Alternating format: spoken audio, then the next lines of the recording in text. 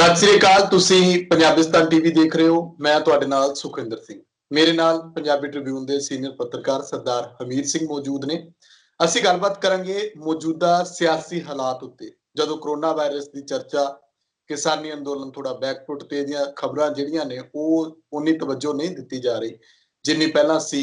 ਇਸ ਸਭ ਦੇ ਵਿਚਾਲੇ ਕਰੋਨਾ ਵਾਇਰਸ ਦਾ ਆਉਣਾ ਤੇ ਪੰਜਾਬ ਦੀ ਸਿਆਸਤ ਦੇ ਵਿੱਚ ਬੇਅਦਬੀ ਮਸਲਿਆਂ ਦੀ ਹਲਚਲ, ਨਵਜੋਤ ਸਿੱਧੂ ਹੋਣਾ ਦੀਆਂ ਜਿਹੜੀਆਂ ਟਵੀਟਸ ਨੇ ਲਗਾਤਾਰ, ਮਤਲਬ ਕਿ ਸਿਆਸਤ ਜਿਹੜੀ ਆ ਉਹ ਇਸ ਪਾਸੇ ਹੁਣ ਘੁੰਮਣ ਲੱਗ ਗਈ ਹੈ ਕਿ ਪੰਜਾਬ ਦੇ ਵਿੱਚ ਕੀ ਚੱਲ ਰਿਹਾ ਜਾਂ ਦੇਸ਼ ਵਿੱਚ ਕੀ ਹੋ ਰਿਹਾ।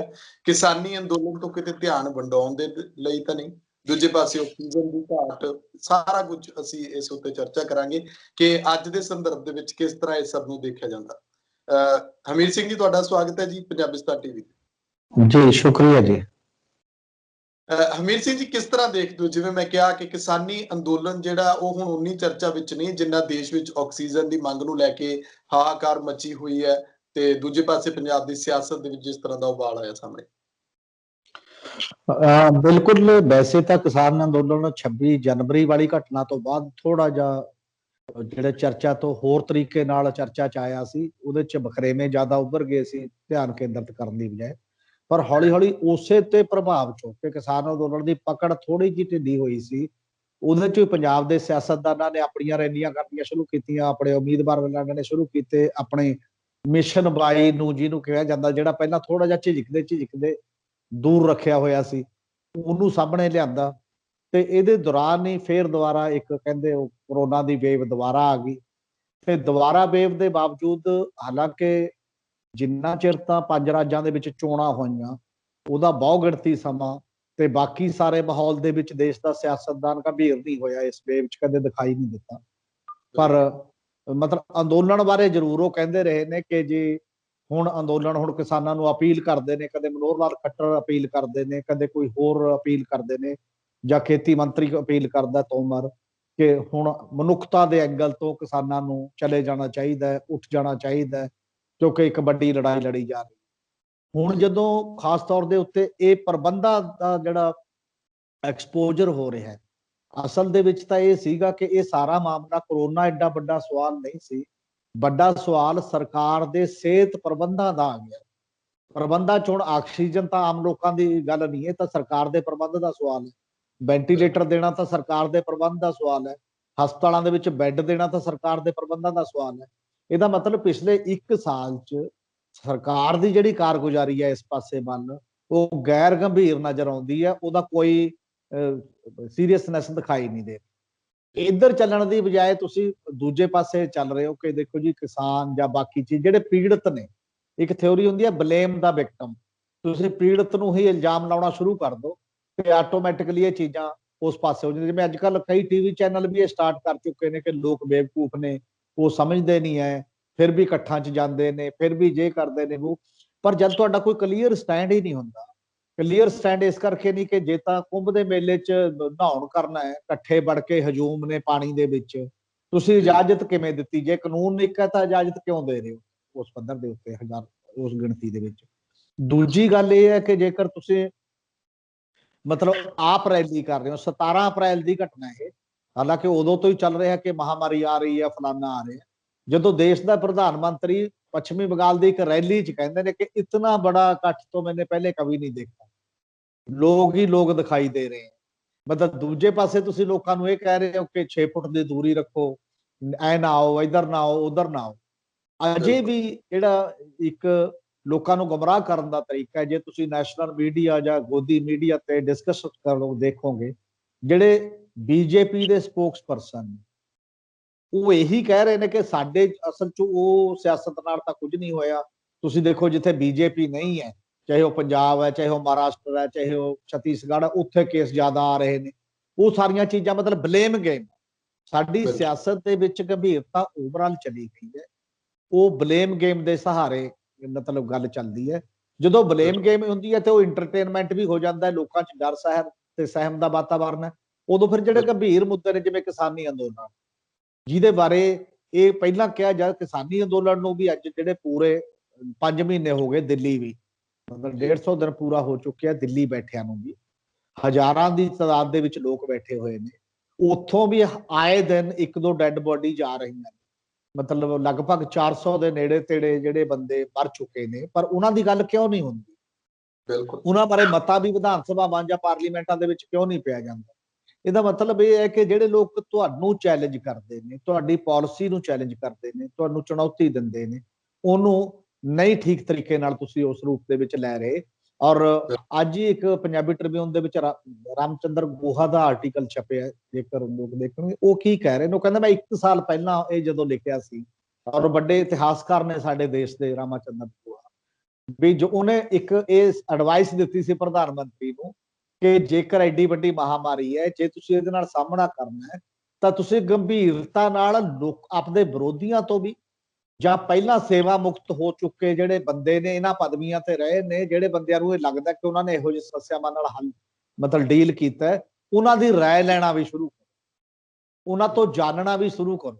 ਤੇ ਉਹਨਾਂ ਤੋਂ ਜਾਣਨ ਦੀ ਪ੍ਰਵਿਰਤੀ ਜੇਕਰ ਨਹੀਂ ਹੈ, ਤੁਸੀਂ ਕੀ ਕਰਦੇ ਹੋ ਕਿ ਤੁਸੀਂ ਵਿਰੋਧੀ ਪਾਰਟੀਆਂ ਨੂੰ ਵੀ ਦੁਸ਼ਮਣ ਦੇ ਤੌਰ ਤੇ ਪੇਸ਼ ਕਰਦੇ ਹੋ, ਤੁਸੀਂ ਵੱਖਰੇ ਵਿਚਾਰਾਂ ਵਾਲੇ ਨੂੰ ਵੀ ਦੁਸ਼ਮਣ ਦੇ ਤੌਰ ਤੇ ਪੇਸ਼ ਕਰਦੇ ਹੋ, ਵੱਖਰੇ ਵਿਚਾਰਾਂ ਵਾਲੇ ਬੁੱਧੀਜੀਵੀ ਨੂੰ, ਚਾਹੇ ਉਹ ਮੈਡੀਕਲ ਦਾ ਬੰਦਾ, ਤੁਸੀਂ ਮਹਾਰਾਜ ਦੀ ਰਾਏ ਲੈਣੀ ਬੰਦ ਕਰਤੀ ਹੈ।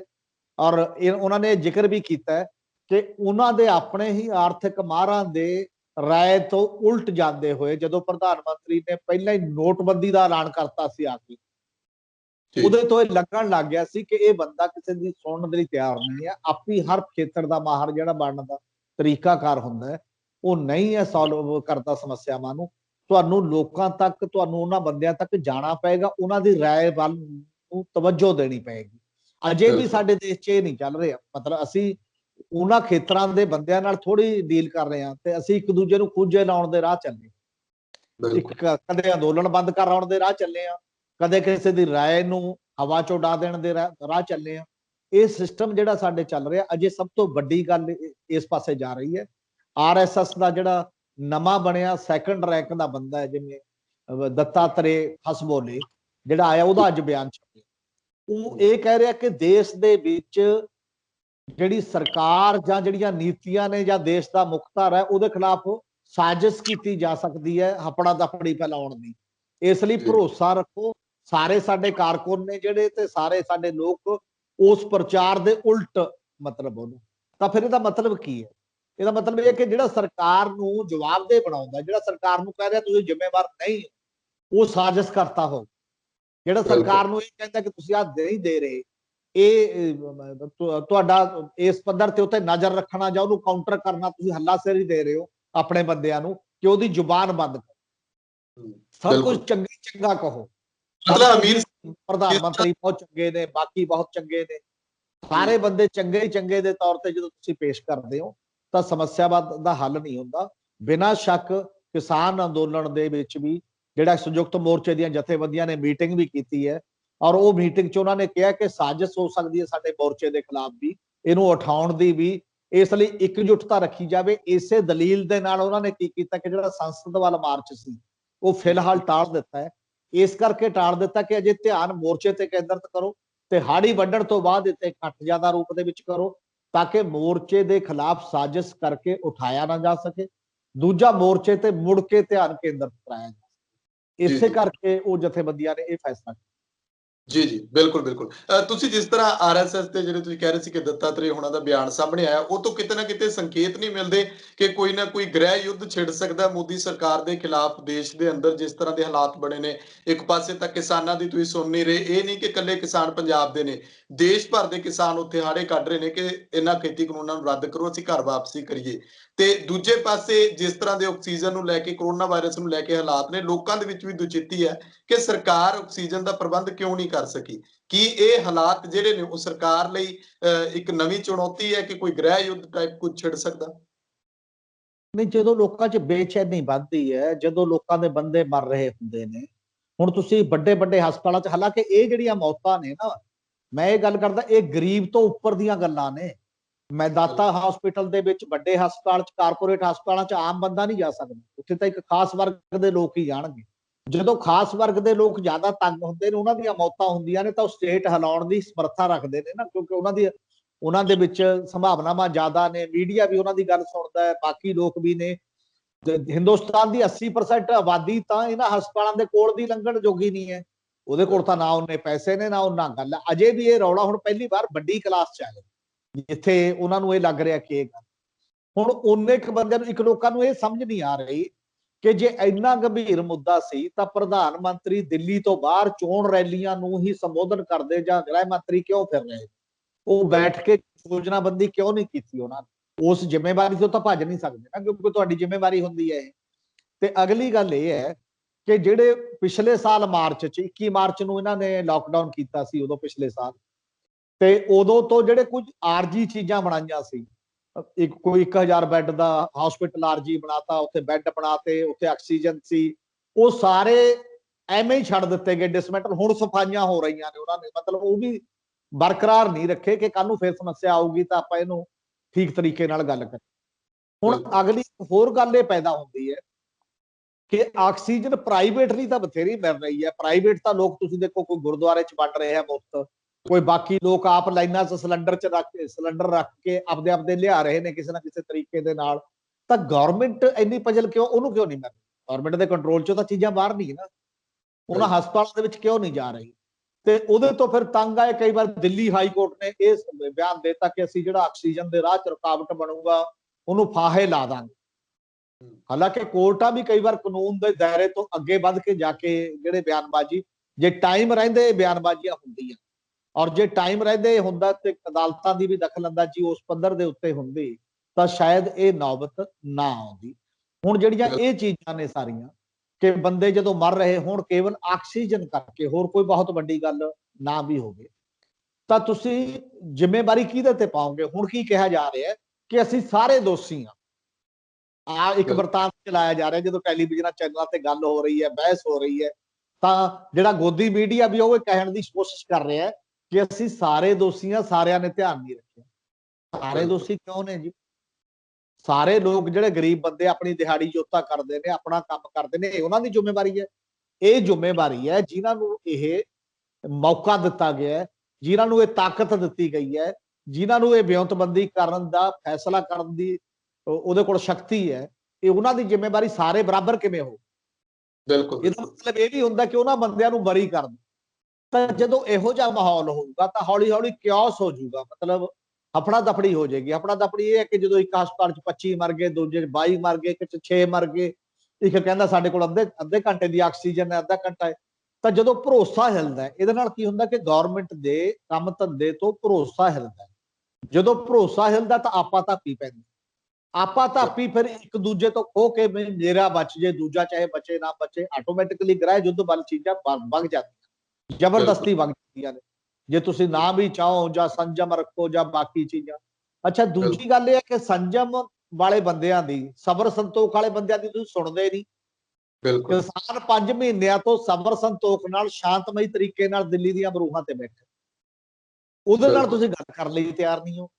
ਔਰ ਜੇਕਰ ਇਹ ਕਿਹਾ ਜਾ ਰਿਹਾ ਕਿ ਐਡੀ ਵੱਡੀ ਮਹਾਮਾਰੀ, ਇੰਨੇ ਵੱਡੇ ਪੱਧਰ ਤੇ ਬੰਦੇ ਫੈਲ ਜਾਣਗੇ, ਮਰ ਸਕਦੇ ਨੇ, ਤਾਂ ਇਹ ਕੀ ਹਉਮੈ ਹੈ ਕਿ ਤੁਸੀਂ ਐਡੇ ਵੱਡੀ ਮਹਾਮਾਰੀ 'ਚ ਗਵਰਨਮੈਂਟ ਇਹ ਫੈਸਲਾ ਨਹੀਂ ਕਰ ਸਕਦੀ ਕਿ ਅਸੀਂ ਇਹ ਬਿੱਲ ਵਾਪਸ ਲੈਂਦੇ ਆ, ਕਾਨੂੰਨ ਜਾਓ ਜਾ ਕੇ ਮਹਾਮਾਰੀ ਦਾ ਪਹਿਲਾਂ ਸਾਹਮਣਾ ਕਰਦੇ ਆ, ਉਦੋਂ ਬਾਅਦ ਦੇਖਾਂਗੇ ਜੋ ਵੀ ਚੀਜ਼ਾਂ ਹੁੰਦੀਆਂ ਨੇ, ਬਾਕੀ ਸਿਆਸਤ ਬਾਅਦ 'ਚ ਕਰਾਂਗੇ। ਬਿਲਕੁਲ। ਕਿਸਾਨਾਂ ਨੂੰ ਤਾਂ ਅਪੀਲ ਕਰ ਰਹੇ ਹੋ, ਜਿਹੜੇ ਮੇਨ ਬੰਦੇ, ਤੁਹਾਡੀ ਅਹਿਮ, ਤੁਹਾਡਾ ਹੰਕਾਰ ਕਿੰਨਾ ਵੱਡਾ ਹੋ ਗਿਆ ਕਿ ਐਡੀ ਵੱਡੀ ਮਹਾਮਾਰੀ ਜੇ ਤੁਸੀਂ ਮਹਿਸੂਸ ਕਰਦੇ ਹੋ ਮਹਾਮਾਰੀ ਹੈ, ਉਹਦੇ 'ਚ ਵੀ ਤੁਸੀਂ ਆਪਣਾ ਫੈਸਲਾ ਵਾਪਸ ਲੈ ਕੇ ਲੋਕਾਂ ਨੂੰ ਘਰ ਭੇਜਣ ਲਈ ਤਿਆਰ ਨਹੀਂ। ਬਿਲਕੁਲ। ਇਹ ਨੀਅਤ ਦੱਸਦੀ ਹੈ, ਇਹ ਤੁਹਾਡੇ ਪਾਲਿਸੀ, ਤੁਹਾਡੇ ਹੰਕਾਰ ਦਾ ਤਰੀਕਾ ਦੱਸਦਾ ਹੈ ਕਿ ਤੁਸੀਂ ਸਮੱਸਿਆਵਾਂ ਨਹੀਂ ਹੱਲ ਕਰਨ ਲਈ ਤਾਂ ਤੁਸੀਂ ਆਪਣੀਆਂ ਟਰਮ 'ਚ ਤੇ ਸਮੱਸਿਆਵਾਂ ਕਹਿੰਦੇ ਹੋ ਹੱਲ ਹੋ ਜੇ, ਕਿ ਜਿਵੇਂ ਮੈਂ ਚਾਹੁੰਦਾ ਉਵੇਂ ਹੀ ਸਾਰੇ ਲੋਕ ਮੰਨ ਲੈਣ। ਤੁਹਾਡੀ ਗੱਲ ਉਹ ਮੰਨੀ ਜਾਊਗੀ ਜਦ ਲੋਕਾਂ ਨੂੰ ਇਹ ਲੱਗਦਾ ਹੋਏਗਾ ਕਿ ਤੁਸੀਂ ਦਰੁਸਤ ਕਰ ਰਹੇ ਹੋ, ਤੁਸੀਂ ਲੋਕਾਂ ਦੇ ਮੁਤਾਬਕ ਕਰ ਰਹੇ ਹੋ, ਲੋਕਾਂ ਨੂੰ ਲੱਗ ਰਿਹਾ ਕਿ ਕੋਈ ਰਾਹਤ ਮਿਲ ਰਹੀ ਹੈ, ਤਾਂ ਤੁਹਾਡੀ ਗੱਲ ਸੁਣੀ ਜਾਏ।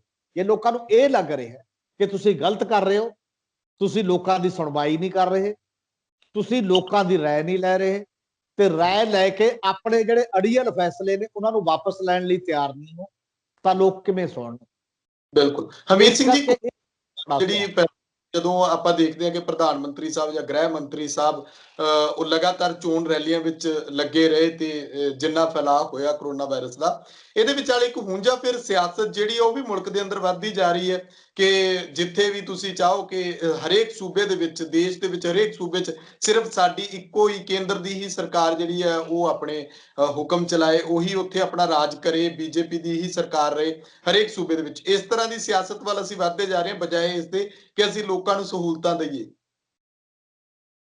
ਬਿਲਕੁਲ ਤਾਕਤਾਂ ਦਾ ਕੇਂਦਰੀਕਰਨ ਦਾ ਜਿਹੜਾ ਰੁਝਾਨ ਹੈ ਇਹ ਚੱਲਿਆ ਤਾਂ 47 ਤੋਂ ਹੀ ਲੈ ਕੇ ਆ ਰਹੇ, ਪਰ ਹੁਣ ਬੀਜੇਪੀ ਦੇ ਇਸ ਦੌਰ ਦੇ ਵਿੱਚ ਤਾਂ ਬਿਲਕੁਲ ਹੀ ਖਤਮ ਹੋ ਗਿਆ। ਉਹ ਜਿਹੜੇ ਸਾਰੇ ਕਾਨੂੰਨ ਬਣੇ ਨੇ ਉਹ ਇਸੇ ਤਰਫ ਤੋਂ, ਨੋਟਬੰਦੀ ਨਾਲ ਵੀ ਤੁਸੀਂ ਸਭ ਕੁਝ ਆਪਣੇ ਕੰਟਰੋਲ 'ਚ ਕਰਨਾ ਚਾਹਿਆ, ਜੀਐਸਟੀ ਨਾਲ ਤੁਸੀਂ ਰਾਜਾਂ ਦਾ ਹੱਕ ਖੋਲਿਆ, ਜਿਹੜਾ ਟੈਕਸ ਲਾਉਣ ਦਾ ਜਾਂ ਟੈਕਸ ਹਟਾਉਣ ਦਾ ਕਿਤੋਂ, ਉਹ ਵੀ ਰਾਜਾਂ ਕੋਲ ਨਹੀਂ ਰਿਹਾ। ਔਰ ਇਸੇ ਤਰੀਕੇ ਨਾਲ ਯੂਏਪੀਏ, ਐਨਆਈਏ ਜਿੰਨੇ ਵੀ ਤੁਸੀਂ ਕਰੇ, ਚਾਹੇ ਨਾਗਰਿਕ ਸੋਧ ਬਿੱਲ ਦਾ ਕੁਐਸਚਨ ਸੀ, ਚਾਹੇ ਕਿਰਤ ਕਾਨੂੰਨਾਂ ਦਾ, ਇਹ ਖੇਤੀ ਕਾਨੂੰਨ ਨੇ, ਤੇ ਫਿਰ ਜਿਹੜਾ ਡਿਜ਼ਾਸਟਰ ਮੈਨੇਜਮੈਂਟ ਦਾ ਕਾਨੂੰਨ ਹੈ ਜਿਹਦੇ ਤਹਿਤ ਕਰੋਨਾ ਨਾਲ ਵੀ ਸਿੱਝਿਆ ਜਾਣਾ, ਉਹ ਵੀ ਸਾਰੇ ਫੈਸਲੇ ਤੁਹਾਡੇ ਕੰਟਰੋਲ 'ਚ ਨੇ। ਉਹ ਫੈਸਲੇ ਤੁਸੀਂ ਵਿਤਕਰੇ ਵਾਲੇ ਕਰਦੇ ਹੋ।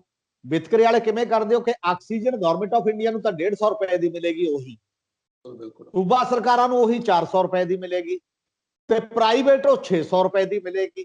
ਤਾਂ ਤੁਸੀਂ ਕਿੰਨਾ ਵੱਡਾ ਲੋਕਾਂ ਦਾ ਸ਼ੋਸ਼ਣ ਕਰਾਉਣ ਲੱਗੇ ਹੋ।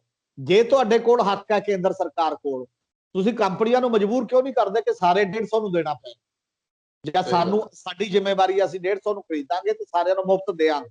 ਤੁਸੀਂ ਪਹਿਲਾਂ ਐਲਾਨ ਕੀਤਾ ਸੀ ਬਾਈਟ ਦੇ ਵਿੱਚ ਕਿ ਸਾਰੇ ਲੋਕਾਂ ਨੂੰ ਵੈਕਸੀਨ ਮੁਫਤ ਲਾਵਾਂਗੇ। ਉਸ ਐਲਾਨ ਤੋਂ ਮੁੱਕਰ ਕਿਉਂ ਰਹੇ ਹੋ ਜੇਕਰ ਉਸੇ ਤਰੀਕੇ ਨਾਲ ਚੱਲ?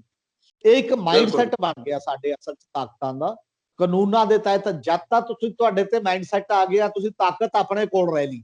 ਹੁਣ ਤੁਸੀਂ ਕਹਿੰਦੇ ਹੋ ਰਾਜ ਆਪਣਾ ਆਪਣਾ ਦੇਖੋ, ਕਹਿੰਦੇ ਜੀ 18 ਤੋਂ 45 ਸਾਲ ਤੋਂ ਉੱਪਰ, 45 ਤੋਂ ਉੱਪਰ ਤਾਂ ਅਸੀਂ ਦੇਖਾਂਗੇ, ਤੁਹਾਨੂੰ ਦੇ ਦਾਂਗੇ, ਉਦੋਂ ਹੇਠਾਂ ਸੂਬੇ ਜਿਵੇਂ ਮਰਜ਼ੀ ਕਰਨ।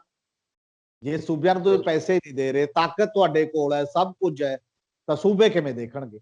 ਪਰ ਨਾਲ ਦੀ ਨਾਲ ਇਹ ਵੀ ਇੱਕ ਗੱਲ ਹੈ ਕਿ ਕੇਵਲ ਤਾਕਤ ਦਾ ਜ਼ਹਿਰੀਲਾ ਜਿਹੜਾ ਅਪਰੋਚ ਹੈ, ਪਹੁੰਚ ਹੈ, ਇਹ ਕੇਂਦਰ ਦੇ ਸਰਕਾਰ ਦੇ ਕੋਲੇ ਹੀ ਨਹੀਂ ਹੈ, ਇਹ ਸਾਰੇ ਸਿਆਸਤਦਾਨਾਂ ਕੋਲ ਇਕੱਠੀ ਹੈ।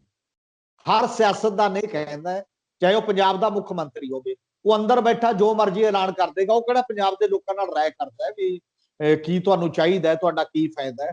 ਔਰ ਇਸ ਪੂਰੇ ਵਰਤਾਂਤ ਦੇ ਵਿੱਚ ਜੇ ਤੁਸੀਂ ਦੇਖੋਗੇ, ਜਿਹੜਾ ਗਰੀਬ ਤਬਕਾ ਹੈ ਜਾਂ ਆਮ ਵਪਾਰੀ ਹੈ, ਉਹਦਾ ਤਾਂ ਬਹੁਤ ਵੱਡਾ ਲਾਸ ਹੋ ਰਿਹਾ। ਤਾਂ ਜੇ ਤੁਸੀਂ ਲਾਕਡਾਊਨ ਕਰ ਦਿੰਦੇ, ਲਾਕਡਾਊਨ 'ਚ ਕਿੰਨੇ ਲੋਕਾਂ ਦੀ ਰੋਜੀ ਰੋਟੀ ਚਲੀ ਗਈ। ਜੇ ਉਹ ਰੋਜੀ ਰੋਟੀ ਚਲੀ ਗਈ, ਤੁਹਾਨੂੰ ਲੱਗਦਾ ਕਿ ਲਾਕਡਾਊਨ ਬਹੁਤ ਜ਼ਰੂਰੀ ਹੈ, ਤਾਂ ਫਿਰ ਉਹਨਾਂ ਦੇ ਖਾਤੇ 'ਚ ਕੋਈ ਪੈਸੇ ਤਾਂ ਪਾਏ, ਗਵਰਨਮੈਂਟ ਅੱਗੇ ਤਾਂ ਆਵੇ ਨਾ। ਉਹਨਾਂ ਦੀ ਰੋਜੀ ਰੋਟੀ ਚਲਾਉਣ ਲਈ ਇਹ ਤਾਂ ਕਹੇ ਕਿ ਉਹਨੇ ਦਿਨ ਲਈ ਪ੍ਰਬੰਧ ਅਸੀਂ ਤੁਹਾਡਾ ਕਰਦੇ ਹਾਂ। ਜੇ ਤੁਸੀਂ ਪ੍ਰਬੰਧ ਹੀ ਨਹੀਂ ਕਰਦੇ ਤਾਂ ਮਤਲਬ ਬਾਕੀ ਲੋਕਾਂ ਨੂੰ ਤਾਂ ਭੁੱਖੇ ਮਾਰਨ ਲਈ ਛੱਡ ਰਹੇ ਹੋ ਤੁਸੀਂ, ਉਹ ਕਿੱਧਰ ਜਾਣਗੇ? ਇਹਦੇ ਤੋਂ ਵੀ ਇਲਾਵਾ ਜੇਕਰ ਅਸੀਂ ਸਿਆਸਤਦਾਨਾਂ ਦੀ ਗੱਲ ਦੇਖਦੇ, ਕੱਲ ਇੱਕ ਬੜਾ ਮਹੱਤਵਪੂਰਨ ਦਿਨ ਸੀ। ਮਹੱਤਵਪੂਰਨ ਦਿਨ ਸੀ 24 ਅਪ੍ਰੈਲ ਪੰਚਾਇਤ ਦਿਵਸ। 24 ਅਪ੍ਰੈਲ 1993 ਦਾ ਨੋਟੀਫਿਕੇਸ਼ਨ ਹੋਇਆ। ਔਰ ਤਾਕਤਾਂ ਦਾ ਜੇ ਉੱਪਰ ਕੇਂਦਰ ਨਹੀਂ ਤਾਕਤ ਰਾਜਾਂ ਨੂੰ ਦਿੰਦਾ, ਉਹ ਰਾਜਾਂ ਦੀਆਂ ਤਾਕਤਾਂ ਹੜੱਪ ਕਰ ਰਿਹਾ, ਤਾਂ ਰਾਜ ਵੀ ਹੇਠਾਂ ਤਾਕਤ ਦੇਣ ਲਈ ਤਿਆਰ ਨਹੀਂ ਪੰਚਾਇਤੀ ਰਾਜ। ਉਹ 73ਵੀਂ ਸੰਵਿਧਾਨਕ ਸੋਧ ਦੇ ਤਹਿਤ 29 ਡਿਪਾਰਟਮੈਂਟ ਦੇਣੇ ਨੇ, ਮਤਲਬ ਪੰਚਾਇਤੀ ਰਾਜ ਸੰਸਥਾਵਾਂ ਅੱਜ ਤੱਕ ਕਿਉਂ ਨਹੀਂ ਦਿੱਤੇ? ਔਰ ਉਸੇ ਤਹਿਤ ਇੱਕ ਬਜਟ ਦਾ ਹਿੱਸਾ ਆਪਣੇ ਬਜਟ 'ਚ, ਹਾਲਾਂਕਿ ਕਰਨਾਟਕਾ ਨੇ 42% ਬਜਟ ਦਿੱਤਾ ਹੋਇਆ ਆਪਣੇ ਸੂਬੇ ਦਾ ਕੇਂਦਰ ਦੀਆਂ ਗ੍ਰਾਂਟਾਂ ਤੋਂ ਬਿਨਾਂ, ਤੇ ਕੇਰਲਾ ਨੇ 20% ਬਜਟ ਦਿੱਤਾ ਹੋਇਆ ਸੂਬੇ 'ਚ। ਸਾਡੇ 10 ਸਾਲ 'ਚ ਇੱਕ ਪੰਜੀ ਨਹੀਂ ਦਿੱਤੀ, 5 ਪੈਸੇ ਵੀ ਸਾਡੇ ਪੰਜਾਬ ਦੇ ਸੂਬੇ ਦੇ ਵਿੱਚੋਂ ਪੰਚਾਇਤੀ ਰਾਜ ਸੰਸਥਾਵਾਂ ਨੂੰ। ਜਿਹੜਾ KR ਲਖਨਪਾਲ ਦੀ ਅਗਵਾਈ ਵਾਲਾ 6ਵਾਂ ਫਾਈਨਾਂਸ ਕਮਿਸ਼ਨ ਹੈ ਸੂਬੇ ਦਾ, ਉਹਨੇ ਤੇ ਪਹਿਲੇ 2 ਕਮਿਸ਼ਨਾਂ ਨੇ 4% ਕਿਹਾ ਹੋਇਆ। ਐਤਕੀ ਉਹ 1336 ਕਰੋੜ ਰੁਪਇਆ ਬਣਦਾ ਸੀ, ਉਹਦੇ 'ਚ ਵੀ 5 ਪੈਸੇ ਨਹੀਂ ਮਿਲਣ ਦੀ ਉਮੀਦ, ਕਿਉਂਕਿ ਇਹਨਾਂ ਨੇ ਕਮਿਊਨਿਸਟਾਂ ਦੀ ਕਮੇਟੀ ਬਣਾਤੀ ਹੈ। ਜੇ ਸੋਚਾਂਗੇ ਅਸੀਂ ਕਿਹੜਾ ਹੇਠਾਂ ਅਧਿਕਾਰ ਦੇਣ ਲਈ ਤਿਆਰ ਆ, ਤੇ ਅਸੀਂ ਕਿਸੇ ਨੂੰ ਜਦੋਂ ਅਧਿਕਾਰ ਦੇਣ ਲਈ ਤਿਆਰ ਨਹੀਂ, ਤਾਂ ਉਹ ਲੋਕ ਤੁਹਾਡੇ 'ਚ ਸ਼ਮੂਲੀਅਤ ਕਿਵੇਂ ਕਰਨ? ਇਸ ਲਈ ਤਾਕਤਾਂ ਦਾ ਵਿਕੇਂਦਰੀਕਰਨ ਕੇਵਲ ਕੇਂਦਰ ਤੋਂ ਰਾਜਾਂ ਨੂੰ ਅਧਿਕਾਰ ਦੇਣ ਨਾਲ ਸੰਬੰਧਿਤ ਨਹੀਂ ਹੈ, ਉਤੋਂ ਹੇਠਾਂ ਵੀ ਅਧਿਕਾਰ ਦੇਣ ਨਾਲ ਸੰਬੰਧਿਤ ਹੈ। ਤੁਸੀਂ ਨਾ ਸੰਵਿਧਾਨ ਲਾਗੂ ਕਰ ਰਹੇ ਹੋ, ਨਾ ਕਾਨੂੰਨ ਲਾਗੂ ਕਰ ਰਹੇ ਹੋ, ਤੇ ਨਾ ਲੋਕਾਂ ਦੀ ਉਹਦੇ 'ਚ ਸ਼ਮੂਲੀਅਤ ਪੈਦਾ ਕਰ ਰਹੇ ਹੋ, ਨਾ ਉਹਨਾਂ ਨੂੰ ਟ੍ਰੇਨਡ ਕਰ ਰਹੇ ਹੋ ਉਸ ਪੱਧਰ ਦੇ ਉੱਤੇ।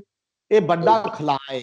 ਅੱਜ ਵੀ ਤੁਸੀਂ ਪੰਜਾਬ ਦੇ ਵਿੱਚ ਵੀ ਪੰਜਾਬ ਦੀਆਂ ਪਾਰਟੀਆਂ ਵੀ ਦੇਖੋ, ਚਾਹੇ ਨੈਸ਼ਨਲ ਪਾਰਟੀਆਂ ਨੇ, ਕਾਂਗਰਸ ਹੈ ਜਾਂ ਬੀਜੇਪੀ ਹੈ, ਚਾਹੇ ਆਮ ਆਦਮੀ ਪਾਰਟੀ ਹੈ ਜਾਂ ਅਕਾਲੀ ਦਲ, ਮੇਨ ਇਹੀ ਧਿਰਾਂ, ਇਹਨਾਂ ਦਾ ਕਿਸੇ ਦਾ ਇੱਕ ਦਾ ਵੀ ਏਜੰਡਾ ਹੈ ਕਿ ਪੰਚਾਇਤਾਂ ਦੇ 29 ਡਿਪਾਰਟਮੈਂਟ ਅਸੀਂ ਦੇਾਂਗੇ, ਜਾਂ ਅੱਜ ਤੱਕ ਗ੍ਰਾਮ ਸਭਾਵਾਂ ਪਿੰਡਾਂ 'ਚ ਹੋਣ ਅਸੀਂ ਲਾਵਾਂਗੇ, ਜਾਂ ਉਹਦੇ ਤੇ ਕਿਸੇ ਨੇ ਕੰਮ ਕੀਤਾ ਹੋਵੇ, ਜਾਂ ਸੂਬੇ ਦਾ ਬਜਟ ਜਿਹੜਾ ਉਹ ਰਾਜ ਇਹਨਾਂ ਨੂੰ ਕਿਉਂ ਨਹੀਂ ਮਿਲ ਰਿਹਾ ਉਹਦੇ ਤੇ ਕਿਸੇ ਨੇ ਗੱਲ ਕੀਤੀ ਹੋਵੇ। ਇਹ ਸਾਡੇ ਜਹਨ ਦਾ ਹੀ ਹਿੱਸਾ ਹੈ। ਸਭ ਨੂੰ ਇਹ ਲੱਗਦਾ ਮੈਨੂੰ ਸੱਤਾ 'ਚ ਲਿਆਓ, ਮੇਰੇ ਕੋਲ ਖਜ਼ਾਨਾ ਹੋਏਗਾ, ਮੇਰੇ ਕੋਲ ਹੀ ਤਾਕਤ ਹੋਏਗੀ, ਮੈਂ ਜਿਵੇਂ ਮਰਜ਼ੀ ਮਨਮਾਨੇ ਤਰੀਕੇ ਨਾਲ ਵਰਤੂੰਗਾ। ਇਹ ਜਮਹੂਰੀਅਤ ਦੇ ਮਾਨਸਿਕਤਾ ਦੇ ਖਿਲਾਫ ਮਾਨਸਿਕਤਾ ਸਾਡੇ ਸਮੁੱਚੇ ਸਿਆਸਤ ਦੀ ਬਣਦੀ। ਜਦੋਂ ਸਮੁੱਚੀ ਸਿਆਸਤ ਦੀ ਬਣਦੀ ਹੈ ਤਾਂ ਇਸੇ ਚੋਂ ਵੱਡੇ ਅੰਦੋਲਨਾਂ ਦੀ ਲੋੜ ਪੈਂਦੀ ਹੈ। ਅੰਦੋਲਨ ਸਿਆਸਤਦਾਨ ਨੂੰ ਇਹ ਸਬਕ ਦੇਣ ਲਈ ਹੁੰਦੇ ਨੇ ਕਿ ਸਭ ਕੁਝ ਤੇਰੇ ਮਨਮਾਨੀ ਤਰੀਕੇ ਨਾਲ ਨਹੀਂ ਚੱਲੂਗਾ, ਅਸੀਂ ਸੜਕਾਂ ਤੇ ਵੀ ਆ ਸਕਦੇ। ਅੰਦੋਲਨ ਬਦਲਣ ਲਈ ਹੁੰਦੇ ਨੇ ਤੇ ਅੰਦੋਲਨ ਤਾਕਤਾਂ ਦੇ ਵਿਕੇਂਦਰੀਕਰਨ ਲਈ, ਪਾਰਦਰਸ਼ਤਾ ਲਈ ਤੇ ਜਵਾਬਦੇਹੀ ਲਈ ਹੁੰਦੇ ਨੇ। ਇਸੇ ਕਰਕੇ ਜਿੰਨੀ ਜਲਦੀ ਇਹ ਵੱਡੇ ਅੰਦੋਲਨ ਜ਼ਿਆਦਾ ਸਬਰ ਸੰਤੋਖ ਨਾਲ ਕਾਇਮ ਰਹਿਣਗੇ ਉਨਾ ਹੀ ਸ਼ਾਇਦ ਥੋੜਾ ਬਹੁਤ ਫਰਕ ਪੈ ਜੇ। ਇਦੋਂ ਬਿਨਾਂ ਸਿਆਸਤਦਾਨ ਦੀ ਮਾਨਸਿਕਤਾ 'ਚ ਫਰਕ ਪੈਂਦਾ ਦਿਖਾਈ ਨਹੀਂ ਦੇ।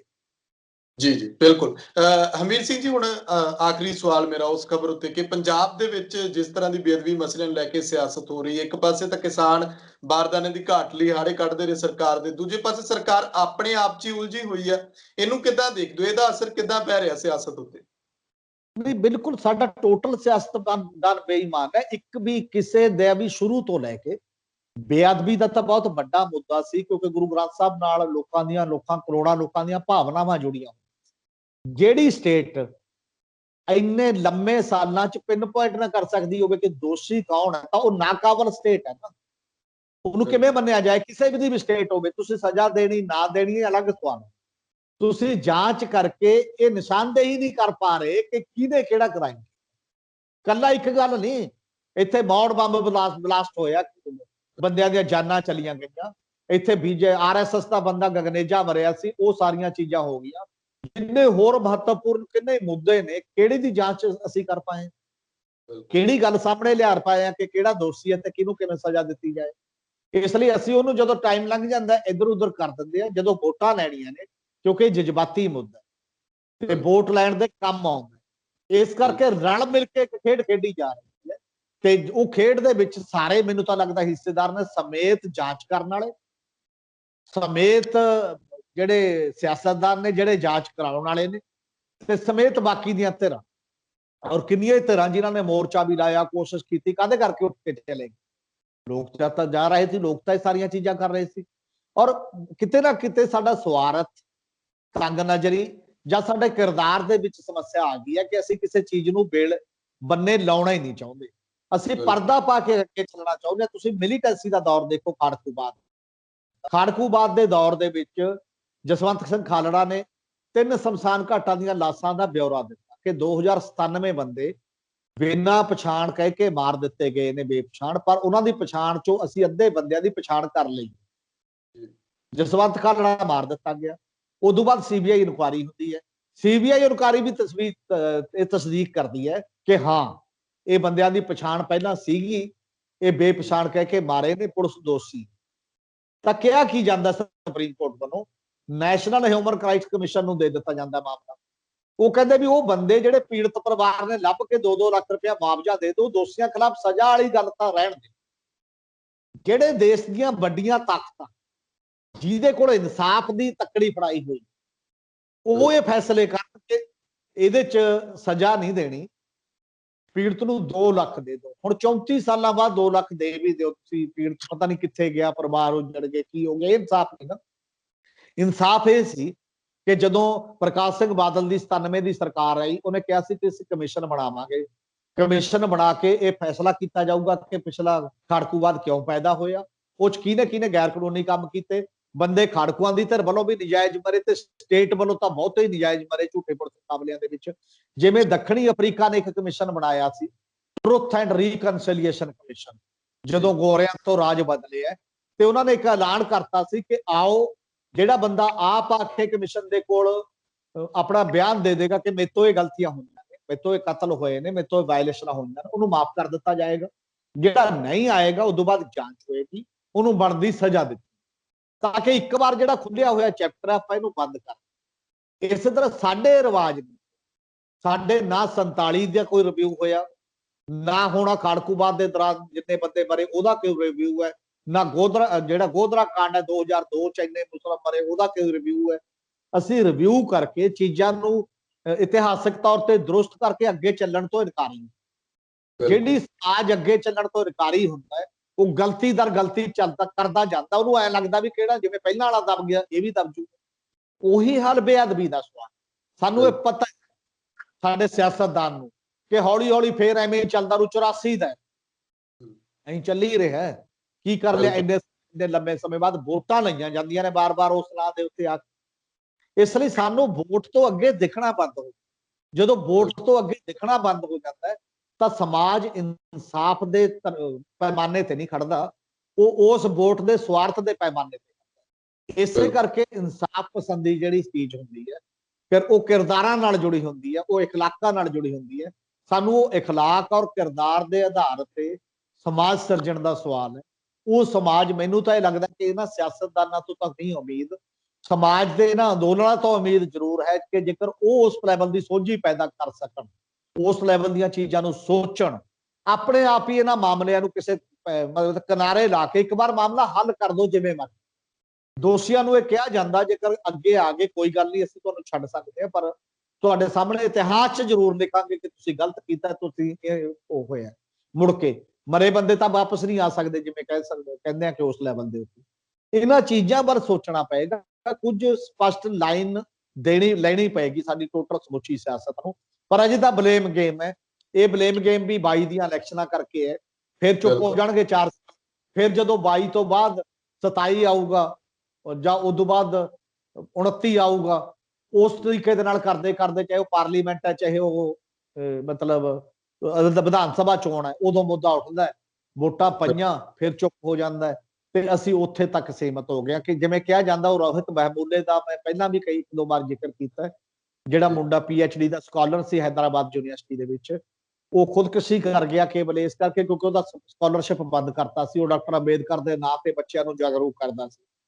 ਉਹ ਕਹਿੰਦਾ ਮੈਂ ਵਿਗਿਆਨ ਦਾ ਲੇਖਕ ਬਣਨਾ ਚਾਹੁੰਦਾ ਸੀ, ਉਹਨੇ ਜਿਹੜਾ ਸੁਸਾਈਡ ਨੋਟ ਲਿਖਿਆ। ਤੇ ਪਰ ਇਸ ਦੇਸ਼ ਦੇ ਵਿੱਚ ਮੇਰੀ ਪਛਾਣ ਕੇਵਲ ਵੋਟ ਤੱਕ ਸੀਮਤ ਹੋ ਗਈ ਹੈ, ਮੈਂ ਦੇਸ਼ ਦਾ ਨਾਗਰਿਕ ਨਹੀਂ ਬਣ ਸਕਿਆ ਤੇ ਇਸ ਲਈ ਇਹੋ ਜਿਹੇ ਦੇਸ਼ 'ਚ ਮੈਂ ਰਹਿਣਾ ਪਸੰਦ ਨਹੀਂ ਕਰਦਾ। ਮੈਂ ਵੋਟ ਬਣ ਕੇ ਨਹੀਂ ਰਹਿਣਾ ਪਸੰਦ ਕਰਦਾ ਜੇ ਮੈਂ ਨਾਗਰਿਕ ਨਹੀਂ ਆ ਇਸ ਦੇਸ਼ ਦਾ। ਉਹ ਬਹੁਤ ਚਿੱਠੀ ਨੇ ਤਰਤੱਲੀ ਮਚਾਈ ਅਕਾਦਮਿਕ ਖੇਤਰਾਂ ਦੇ ਵਿੱਚ, ਪਰ ਫਿਰ ਵੀ ਜਿਵੇਂ ਮੈਂ ਕਿਹਾ ਉਹ ਭੁੱਲ ਭੁਲਾ ਜਾਂਦਾ ਹੈ 5-4 ਸਾਲ ਦੇ ਵਿੱਚ ਮੁੜ ਕੇ ਆ ਕੇ। ਸਾਨੂੰ ਉਹਨਾਂ ਘਟਨਾਵਾਂ ਨੂੰ ਯਾਦ ਰੱਖਣਾ ਪਏਗਾ ਤੇ ਯਾਦ ਰੱਖ ਕੇ ਸਿਆਸਤਦਾਨਾਂ ਨੂੰ ਮਜਬੂਰ ਕਰਨਾ।